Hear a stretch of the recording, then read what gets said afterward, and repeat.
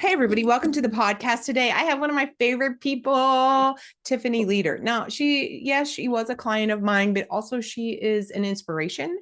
And I wanted to bring her on because I want her to share her story with you because I think that we don't tell I don't want to say truth. That's not an accurate definition. I think that we need to be more candid when we're showing up online that life is going on while you're in the midst of having your dreams, and she's certainly an example of that, and I'm so excited for where her future is going. I'm so honored to have been a part of it. So Tiffany, thank you for being here. Yeah, thank you so much for having me. I'm so grateful to be here. Great. First, what I want you to do is I want you to tell everybody, like, hi, I'm Mary, what do you do? Yeah. So, hi, everybody. I'm Tiffany Leader. I work with ambitious, high achieving women to eliminate burnout for good so they can truly live a joyful, meaningful, and purpose life. And that's my story as well. Yes. And how long did it take you to refine being able to say that? Oh my gosh. I think I still refine it. But I tell you what, I would say probably 4 or 5 months, to be honest, of like for it to roll off as easy as it does. Because Yeah. I would trip up and practice and change the words and really figure it out. But yeah, so I'm always changing it. But yeah, probably I'd say 4 to 5 months for me. Yeah. And I know that's something we had talked about and something that I've worked through is like, what am I saying matters to me? And I almost had an insecurity of that. But what the process was that I just kept putting it out there. I just kept doing it. Even if I was making mistakes, I was tripping, all that. I just kept putting it out there and now it just rolls off. Yes. What do you think is the challenging part to that point about, right, that you're putting it out there, right? Because one of the things that definitely working on is like you have a history of, a career woman and, Mm-hmm. moving into something else and pivoting and creating a business, et cetera. It's like we have these identities, right? And sometimes we can Mm-hmm. get fixated on it. And a lot of time, and historically, because you have all the degrees and everything, we are labeled, right? Clinician, social worker, whatever it is, and when we start going out on our own, and then we have to create our own words, if you will, around what we're doing, how we're helping, that we have nothing to lean on. And so it is that practice. And, what are your thoughts around when, and so for everybody listening and watching, Tiffany and I we worked together, I guess, well, I guess I don't even know how long. Like you took a program and then we worked one-on-one. So we've known each other, so we can kind of riff here. Here's the goal of this podcast, and those of you watching on the YouTubes, is really asking her questions so that you can see yourself in her story, because she is the perfect example of determination. And so if we're a little scattered, that's just me, right? Because I'm going to riff off of some stuff. But that point about like we get so fixated on labels, i.e., even hi, this is what I do. Like it has to sound perfect and da da da da da. So back to that process, what like practicing and then feeling like this isn't just right. How much of that do you think could have held you back if you would have kept hammering, trying to have just the perfect 7 words strung together? Oh, I probably wouldn't be have my business right Exactly my point. That's now. what I was getting to. Yeah, honestly, because when you think you have to have it perfect, then Yes. you delay taking action, or at least Yes. that's what it was for me. Is that I was like, I'm not ready to put it out there because I don't know everything or don't do anything. And coming into this new identity as a business person, I always Mm-hmm. told myself I would never do that. That was my sister. That was my dad's side of the family. They're the entrepreneur. They have that spirit. I was like, I will never do that. And so for me to actually get to this place where it's like, oh, I am going to do this. How am I going to do this? It challenged a lot of my identity and what I was comfortable saying who I was. Yes. 100%. And now you're at a place where you know how to create clients, and you know Tiffany's made a lot of money working together, and we had a new offer that she hadn't contemplated, and she's made a ton of money. But it's not just about the money that you've made. It's more important, right? I think that and of course we want to make money and we want to help people. However, I think the biggest lesson has been when you had that moment of realization. I like so remember that, because that was one of the things I would say to you, like, what are your thoughts around this? How are you feeling? The realization, not only just this new identity of a CEO of your own business that you can actually grow it wherever you want, but that moment, oh, I have such chills. That moment when you realized, like, oh my, I've done this, I'm doing this, this is my future. I can literally create what I want. What was that experience for you? It's almost like I don't have words because it's so much of the emotions of it. Like I go back to that moment when we're talking about it. Um, there's nothing like breaking free. It's almost like we do these self-constructed boxes for Yes. ourselves of like, this is who I am. This is what I do. I'm not even going to think outside of this box because this is the lane I know that I'm comfortable with. And that moment was like breaking that box and saying, no, like possibilities are limitless. And I have the ability to create my own financial freedom, financial wealth for myself and my family. And like the stress that melts from that and the joy that even comes from that, the excitement that comes. It's so funny too, or ironic, I guess, because I used to be so fearful of being an entrepreneur. Like I said earlier, Yeah. that like when I got to this moment, it was actually joyous and freeing and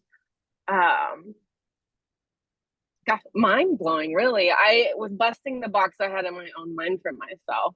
And it's incredible and empowering to know that like not that I'm in control of things, but like I have the ability to learn, to grow, and create something of my own. Yes. So what you said about like labeling and your identity and the fact that your family, and I know your sister has a business, right? And that it was the other people. Yeah, yeah, And you know what? And I think, you and I know, as working with like tons of people over the years, it's that is a self-imposed identity, right? It's like yes, other yes, people do that, other people. yeah, And women don't take chances a lot of times because it's them, it's those people, and it good or bad, right? Those people. It's like, right. one of the things, if people talk negatively about making money, like those rich people, like you're never going to be Mm-hmm. rich. I'm going to tell you, ladies, you're never going to be rich, because if you don't want to identify with those rich people who are mean, which is ridiculous, but anyhow, then Yeah, you're never going to be that. And so that moment, like that you decided, like, oh, well, I am a business owner and I now am like really like with your family, so to speak, right? It's like, do you have different conversations, or how did they see that? Or, I mean, is there a new conversation? I know you and your sister talk. What is that yeah, like for you to have that ability now to have just a different conversation? And you both know as women that you've changed like the language just in your families, right? That you yeah. can create whatever you want to. Yeah, it has actually brought my sister and I closer Yeah. because we have this level of understanding as business owners, and she's been a business owner longer, and I've been in this kind of. She's kind of dabbling into the coaching space now, and so I have the knowledge of the coaching space. So we're both kind of just like talking, and we hit the same walls sometimes. So it's like hitting the same identity, having different conversations to really, I feel like I'm getting to know her on a different level. Yes. And I feel like for both of us, even though we have been brought up in a family that was like, pursue, work hard, pursue whatever you want, we both have busted. We were talking about this the other day. We still busted limiting beliefs that even our parents didn't even know that they were giving us, Yes. doing the best that they can. And so Yes. we both feel like we are changing the narrative Yes. of what it looks like for us moving forward in life and what our jobs can look like. And I mean, we could go out to like the societal norms for women and Exactly. all of that. So Well, I know that you hear things differently now, right? It's like you Oh have, yes. like you're saying, you're having different conversations with your sister, which I know we've talked Mhm. about, but also like there's other people in your world, and whether it's Yes. former clients or a former job or whatever, or whomever else is in your world, you're hearing their conversation through a Yes. new lens. What's that experience like for you, like being like so consciously seeing and hearing it differently? Yeah. I think when I first started it, I was like, whoa, like how much are we guided by limiting beliefs that either we have taken on unconsciously through our families or through our society? So I'm so much aware of that. And I'm very quick now to be like, oh, but what if? I'm Yes. really quick to point out something different. Even with my clients, I had a client the other day. I was like, well, what if it was this way? Just kind of busting that box for her. And she's like, I never thought about it that way. I was like, you could do that? I was like, yeah, you can create your own business if that's what you want to do and create different things. We were just like riffing ideas and stuff like that. And she was like, I didn't even think of that. And so I also see the fear that I used to have in other people Yes. So talk a too. little bit about that, right? Because there's Yeah. something safe about you like being in a box, right? It's like we Yeah. we we think it's predictable. We have our set identity. We can just go along, get along, go along, all of that kind of thing. And what is the like what's the worst case scenario? That's always my bottom line. Like what's the worst case scenario? What's the worst case scenario? So when you see the fear, what are your like observations around women and fears about shifting their identity, creating something new? Yeah. I think it's all about expectations. Mm-hmm. Um, that's the root of it. And I think that's what it was for myself. I expected life to look a certain way. Yeah. And it was scary to look at it in a different way, even if it was good, just because it was out of my comfort zone and out of even my orbit as far as my thoughts. Like it was out of that. And so it's like to consider something like that, even if it's good, was scary. And I see that in other people. It's like, oh, we have all these unknown things that are happening, or all these like things we can't figure out. Which now I find I embrace that of like, well, what if? And saying instead of saying like, oh, what if this is gonna happen? I'm like, what if it does happen? And get really curious on what could happen, what could it be like? What could life be like if we busted this box and this identity? Like, who would I be? Like, I know who I am. And I think about a lot of what you have said of like, when you build something like this, you become more of yourself. If you're Yes. generous, you become more generous. I keep Exactly. that in the back of Yeah. my head because it's true. It's like we know that, but we don't know it because the fear gets in the way and it clogs our minds of thinking about something new and different. And ultimately, it's amazing what it is. Right. So can you talk a little bit about what is it like? I want to talk about the grit, right? That you've Yeah. had, right? The one is I think that we're also in a society, even though I have my easy button. So for those of you who are listening on the podcast, I'm pushing my easy button. That was easy. And so there's so much that we want to make easy in life. And just like I was like, introduce yourself, and now it's easier, right? It was hard in the Mm-hmm. beginning. Two things I guess I want to talk about is like the work that comes with busting through the box, right? Yeah. And the self identity, and it is hard work, and Mm-hmm. societal not wanting to necessarily embrace hard work or whatever Mm-hmm. construct we have around that and want it easy, and the grit and determination to go for your dreams. So when you were working, and while you're building a business, while you're navigating life and husband, family, just taking care of yourself and all of these things, it's like, how did one of the questions that a lot of people ask is like, how do people stay motivated? What's your reason for being motivated in the face of days that are challenging? Or how do you even navigate days that are challenging? How have you made peace with those times that you reached out and you're like, I feel like, I need to take care of myself and my health right now, or the family, and I feel like I'm not doing enough. And one of the things I said to you is that time collapses after a moment. After you learn this and you just start to embody it, like it doesn't even matter that like today you didn't do something, but still, how do you stay motivated?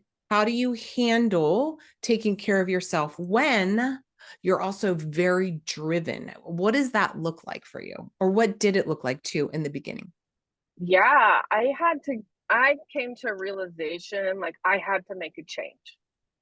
And if I didn't make a change, so, I help women with burnout. I went through my own, and this last one, it literally, like, I was tanking mentally, emotionally, physically, tanking in a new way that I've never experienced before. And I knew that I had to make a change.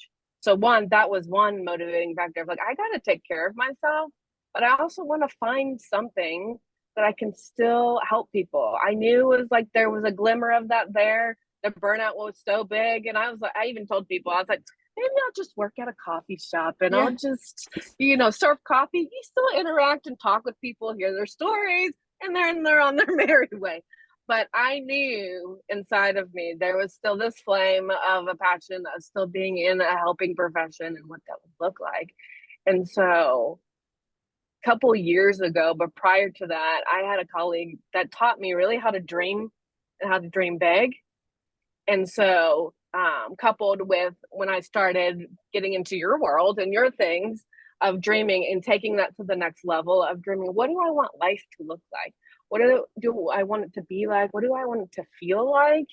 And I just kept going back to that when I didn't feel motivated, when I didn't feel like I could that day because of health issues I was navigating or transitions that my husband and I were going through. Um, I would go back to that and what that felt like of being able to have this life full of joy, this life of living outside more than we do inside. How do we navigate that and traveling and all the different things that we do? Um, it was like a stake in the sand that I put, I feel like, at that moment. And I always came back to it when I started to waver or started to get fearful or started to be like, well, maybe I could like think smaller. Mm-hmm. Maybe I could just go back to what I've done. Or all the clients today were great. So maybe I'll just stay in this Yeah. job I that remember I that. was in. I kind of remember that conversation. You're like, Yeah. wasn't that Yeah. bad? I'm like, hello, wake up, Yeah. Yeah. And so Right.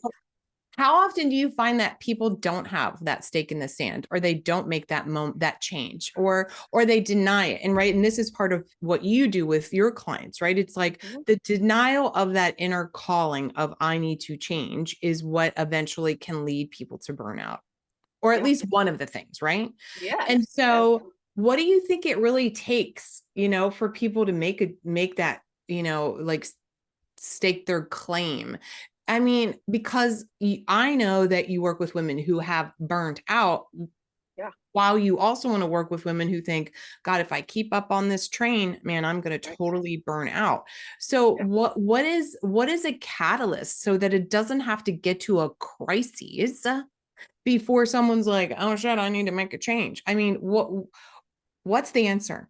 This is the $5 million question, Tiffany. Right. You answer Right. directly, Right. you will Right. be a billionaire, right? This is truly the life question, right? It's like, what do you think, how can women circumvent a major meltdown? Like you said, I was tanking mentally, emotionally, physically.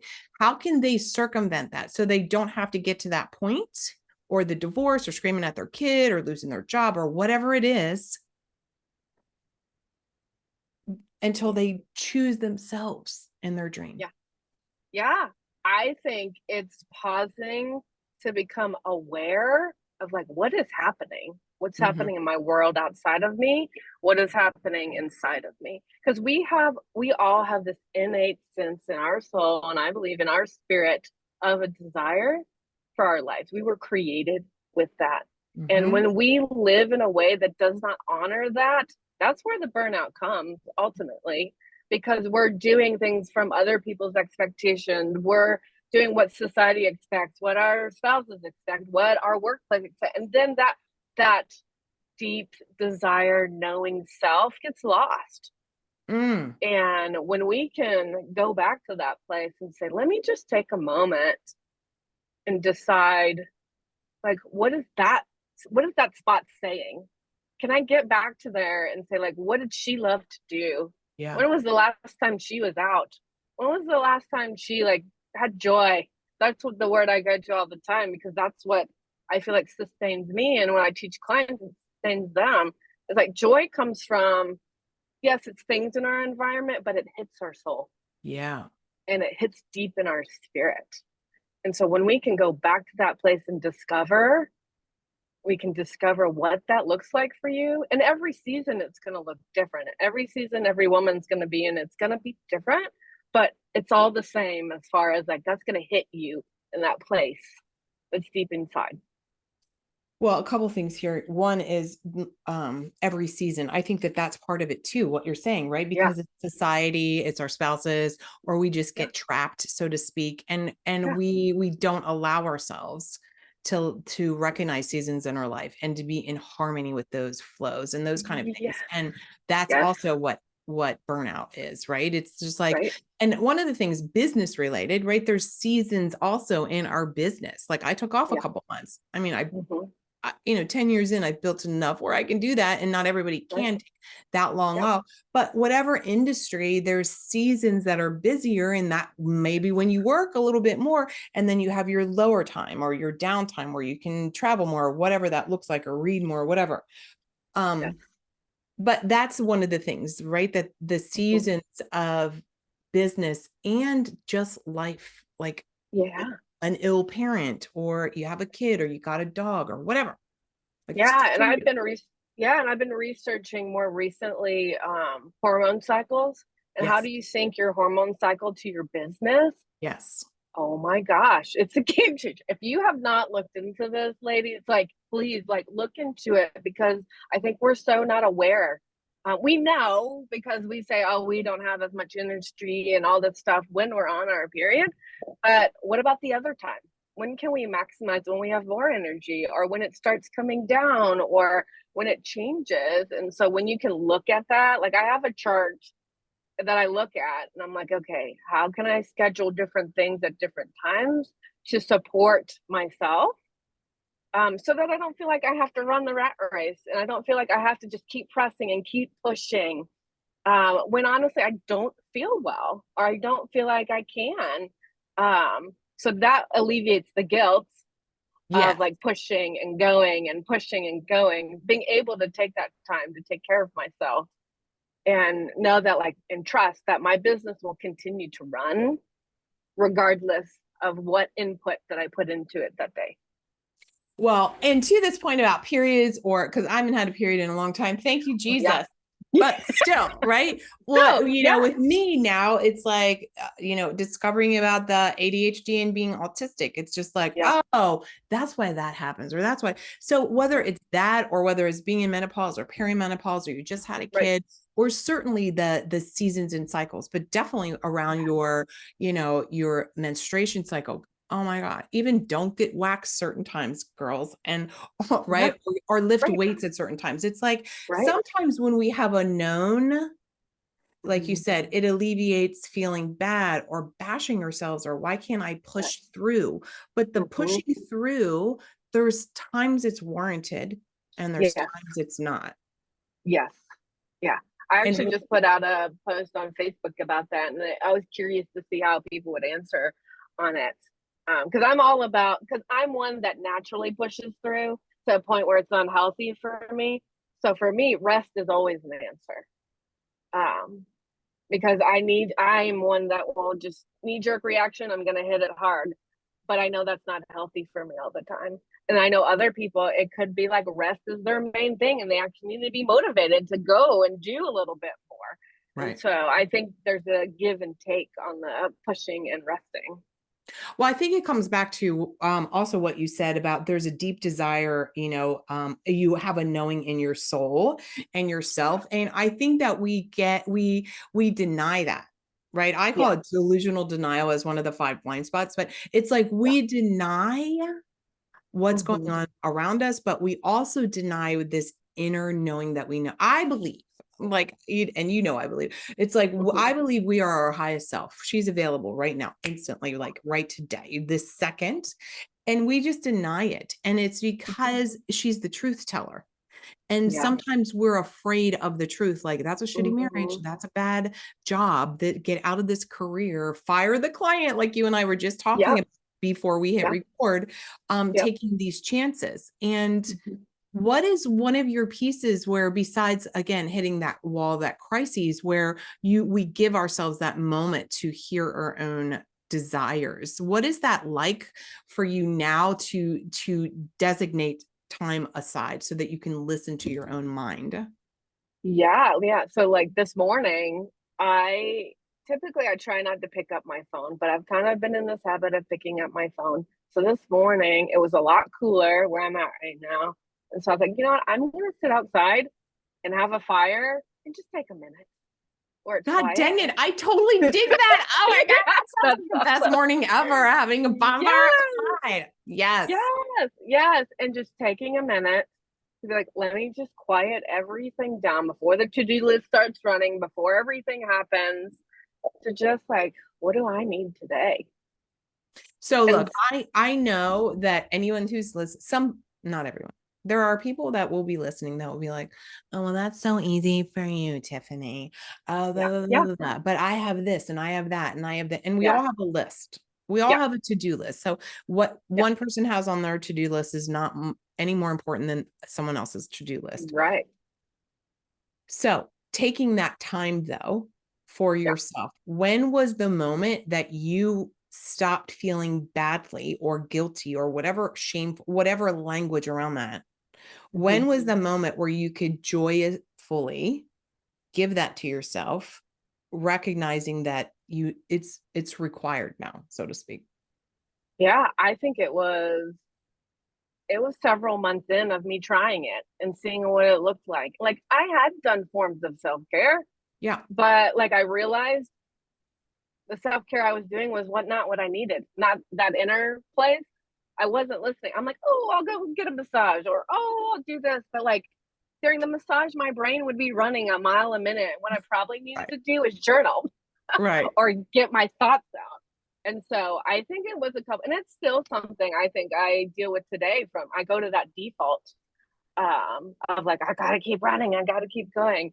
But I know now I don't. I'm not. I don't feel guilty at all now. It's taking me a while. I'd say it's taken me several years to really be consistent at it and Yes. practicing it. And I'll say this too with people in different seasons of life. I tell people a great deep breath is it's 8 seconds.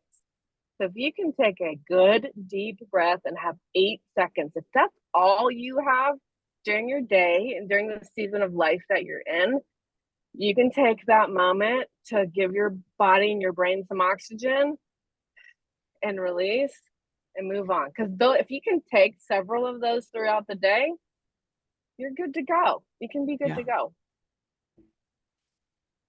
Let me take a deep breath right now. No, okay. Yeah, yeah, yeah. I'm like, let me take Let's all do it together, shall we? Yeah, 1, 2, 3. yeah, Yeah, yeah, I'm in. So I guess the point with that too is that sometimes it doesn't have to be starting a fire. It doesn't have to be right. journaling. It doesn't have to be, Yes, the massage. I think part of this yeah, too is what is it that would refill your own cup, and how do you even know? Right? Because yeah, back to the seasons, because you and I love that concept of seasons. It's yes. like there's different seasons that my cup is filled with different stuff, man. And Exactly, and it changes. it changes. And I think that we forget that. We Yes, or you go through a time where it's just like, this is what I think I need. And then it's not as satisfying, or it's not as rejuvenating. yes, It's not as, yes, and we've been holding on to it for yeah, so long, and we can release and let it go. And I think that that's also hard.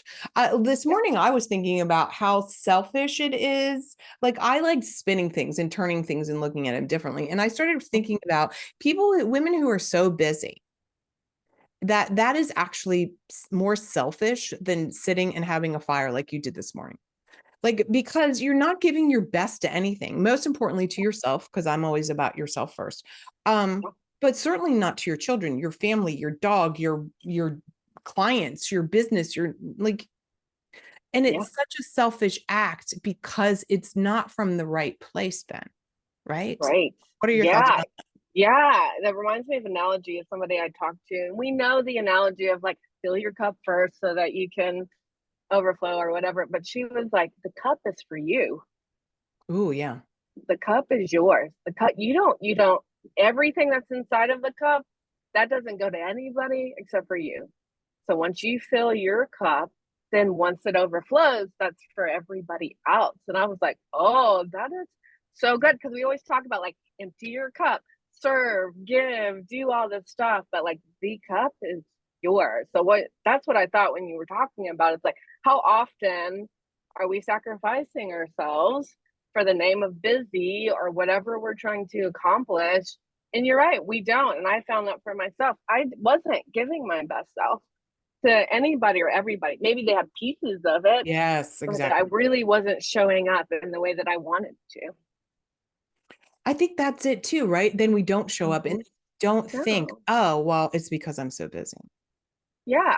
We Yeah. blame all these external things when at the end of the day it's all us. It's like Yes. there's no blaming. No matter what's Yeah. happening, you still have these choices. And I think when we offload our choices, I think that's the moment. And you could have Yeah. offloaded your choices. This is one of the reasons I wanted you on here, because you had a job that was paying you, right? you Yep. you you're living how you want to live. And Yep. so it's like you could have just been like, my family's the one that are they're entrepreneurs. Like you could have just Right. offloaded this.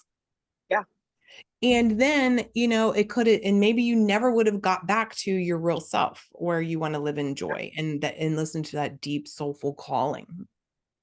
Yeah. And Yeah. that's I to would have. me the most terrifying thing. Like that's hell on earth to me. That was what scares Right. the shit out of me more than anything else. I'm willing to feel uncomfortable trying something that might be scary. And it's taken a long time where I can just jump into stuff now. Yeah. Um, I'm willing to feel that more than the feeling of I didn't do it. And so with your clients, so talk a little bit about the work that you do with your clients. Like, what do you Yeah. walk them through? Yeah. So one I was thinking about when we were talking about the joy was that she had that we've been walking through for her expectations. That was the one thing that came out when we started working on stuff. She's like, I think I have expectations about life that is not realistic for this season that I'm in, because she has kids.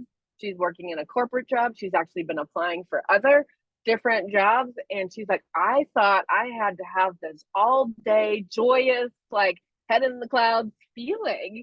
And she's like, I just can't, because I have kids that have things going on in their life. I have this job stuff that's changing. And so, a word that I feel like is kind of buzzing out there right now is finding glimmers of joy. And so, glimmers, they're saying some of the things I've been reading, it's like glimmers are opposite of triggers. They help um, navigate finding joy. And so even if it's just like for her, one of the things last week she talked about was like baking cookies with her daughter, teaching her daughter how to navigate the oven without burning herself. And she had such a moment of joy that just carried her with that. And laughing with her youngest son because he was having a hard day and it was like, what's going to happen? Are we having a meltdown? And like she did something funny and they just laughed and they just laughed. And so those were little things she started to point out. It's like, it's not big in my expectations. It's not big, but it's these small little things that is bringing her joy and bringing peace back in her life so that she can show up in her job, in her family, in the way that she wants to. So I do a lot of discovering that joy. And then we look at, so the expectation is the mindset piece of like what's there in your mind, what have we attached ourselves to that's not part of that inner knowing self. Yes, that is so rich. I like what you said about these moments that she's create Yeah. or that you help your clients create, because I Yeah. think exactly what you said is that, I think that people do have this thing that they think that it's like all or nothing. I either have to Yes. be like, oh my God, everything's so great all the time. Yes. And if they're not in that vibe all the time, that somehow, that those moments that are happy and joyful really don't matter, or Right. they're doing something wrong because they quote, I'm air quoting for you podcast people, air quoting, they should feel like that all the time. And I think that Yeah. that has really been a disservice Yeah. we see it, of course, all over social, right? Everything looks like Mhm. peaches and cream and shit like that. And then you realize like you have a real conversation with like somebody and they're like, I'm really actually Right. happy. It's like, well, Yeah. God, who would have known that? It's just this Right. facade. And I think Yes. buying into this facade. So how do you help clients navigate that it's okay, that they're not like skipping around, like thrilled out of their mind all the time, that they can have two emotions or even multiple emotions exist, and that's completely normal and fine. Yes. That's like, how do you help them navigate having multiple emotions? Yeah, it's a lot of like, we start talking about like, what are you feeling? I feel a lot of my clients are cut off from their emotions. They're all up Yes. in their head. They can't even, they don't even know, or maybe some of them I think are scared. I, knowing myself, I've been scared of my emotions and what it's actually trying to tell me. So it's saying like you can be okay having the duality Yeah. of joy and grief, of laughter, of sadness, of crying, and saying like our society teaches us, oh, you're happy, you're sad, Yes. you're up, you're down. It's just the singular thing. But the Right. actual human experience is that we have these duality. And when we first start recognizing that, it's confusing. It's like, is this even right? Am I even right to have both of these at the same time? So when we can get to a place of acceptance of that, then you can start to find what is joyful. Because when you Yeah. can experience your emotions, whether they're good or bad, we can then experience the joy. When we cut off our emotions, we cut off the joy. So good right there. Sound bite. Boom. That was perfect, right? Yeah. So good. Yeah, because I think about that too, even what I'm experiencing now with River, who's a senior. Mm-hmm. She's already been accepted to a school. So her senior year is like cakewalk, which is also Yeah. pretty cool. Yeah. And we're going to be selling the big house, and I'm redoing my other house, and Yeah. I'm navigating this almost daily crying Yeah. of this transition and missing her, while at Mm-hmm. the same time excited and joyful out of my freaking Mm-hmm. mind to just like Yeah. hang out with John all day or like walk around Yeah. naked, whatever. You know what I mean? It's Yeah. just like there's a new season that's coming and I can value and appreciate it. But that doesn't take away from this Yes. beautiful life I've had raising this amazing human in this beautiful environment. Mm-hmm. Um, and I really was able to like feel that the other day. Well, like I'm more consciously allowing those moments and Yeah. being grateful for them. And just, I think what you're saying, the way I'm hearing it for myself is when we cut ourselves off from those emotions, or we cut ourselves off from all emotion, Yes. and Yes. which includes the gratitude and happiness and Mm-hmm. joyfulness, because Yeah. a lot of times we're having a lot of negative emotions. So of course we want to not feel them, but that leaves no Right. room for the joy. And Yeah. I think that the big thing too is, and knowing you for as long as I have, part of your value system and mine is that we want to, oh, like I could feel Yeah. choked. We want to feel it all, even the uncomfortable, because we recognize you can't have yin without yang. You can't have one without the other. Yeah, and giving ourselves permission to honor both, Yeah. and that both is part of our human experience. And Mm. it's not something that's wrong. Like, there's nothing wrong with us because we have it. We're actually amazing, complex human beings that get to feel all of this stuff. I think, and redefining, I think it's redefining it all. What we're talking about is redefining those emotions, Yes. to be okay and give ourselves permission to feel all of it. Yes. And I know that you and I are both going through, like, this is part of our mission, right? With our work, right? Is Yes. like we do it a Yeah. little differently with our clients, but it's still our main Mhm. mission because we want that Yes. for people. We want Yes. people to live their best life, their biggest, boldest life, or their most joyful life, and give themselves Yes. permission to actually do that. And yet we have to walk the walk first, like I have, and like you have Right. so beautifully. So thank you for coming on today. I want to ask you what, how people can get a hold of you. And of course, it will be all in the Yes. notes and everything. Yeah. But to define for me how you define leading a life uncommon. Yeah. Yeah. So get a hold of me on Instagram. That's kind of my main jam right That's now. yeah, So right. my handle is Tiffany.leader. And I am on Facebook as well. So Tiffany Leader, Intentional Living Coach, you can find me there as well. How do I how do I define? Is that what you said? How do I define to Or lead a what do you life? think of, like, for you, what does it mean to Yeah. lead a life uncommon? Gosh, I'm like, live that life where I can live near water and travel and do all the things that feels that deep desire in my soul and in my husband's soul. So if Mm, that means we have to make decisions to sacrifice in certain areas, like just practically, we have a budget item for travel and it's bigger than maybe most people think. But we have decided that's a non-negotiable for us to be in spaces and places where we can adventure and explore and discover. Like I'm getting like choked up talking about it because that's just what fills our soul up.